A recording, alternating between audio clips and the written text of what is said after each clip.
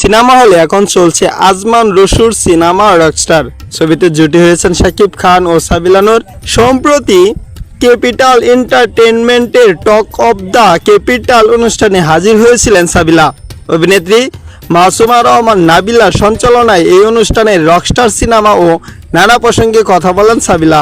Rockstar cinema নিয়ে সাবিলা নূর বলেন, এটা অনেক ব্যতিক্রমধর্মী একটি সিনেমা, কারণ এখানে যেভাবে শাকিব ভাই নিজেকে যেভাবে প্রেজেন্ট করেছেন, আগে তিনি যা করেছেন সেটার চেয়ে একেবারেই আলাদা।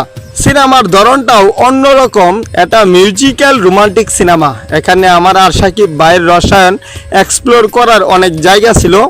আমি খুবই সৌভাগ্যবান, কারণ শাকিব ভাইয়ের সঙ্গে দ্বিতীয় প্রকল্পে আমি এ ধরনের একটা ছবিতে সুযোগ পেয়েছি।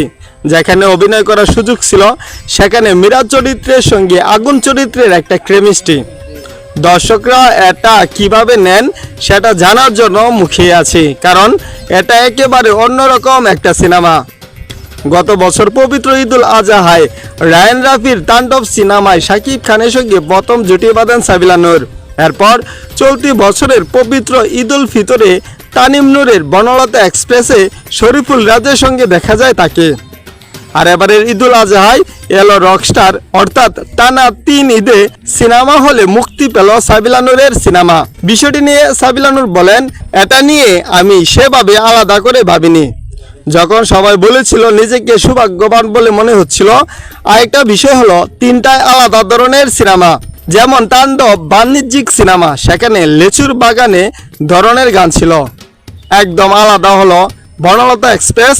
আগের সিনেমার চরিত্রের সঙ্গে কোনো মিল নেই। বনলতা এক্সপ্রেস এর চরিত্রের চেয়ে রকস্টারের মীরা একেবারে আলাদা।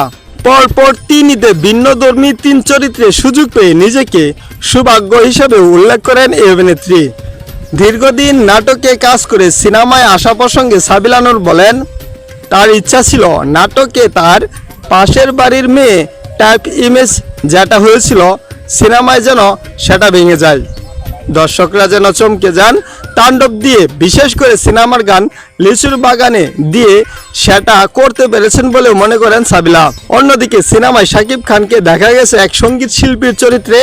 আজমান রসুর গল্পে নির্মিত ছবিতে একজন সঙ্গীত শিল্পীর জীবন সংগ্রাম, উত্থান পতন এবং বাস্তব অভিজ্ঞতার নানা দিক তুলে ধরা হয়েছে। আজমান রসু জানান, নির্মাণে আসার আগে তিনি নিজেও সঙ্গীতের সঙ্গে যুক্ত ছিলেন। নিজের জীবন ও বাস্তব জীবনের রকস্টারদের নানা অভিজ্ঞতার মিশেলে তিনি এই গল্প তৈরি করেছেন। সিনেমাটিতে শাকিবের সঙ্গে আরও আছেন সাবিলা নূর, তানজিয়া মিথিলা ও সুদিনী নায়ক।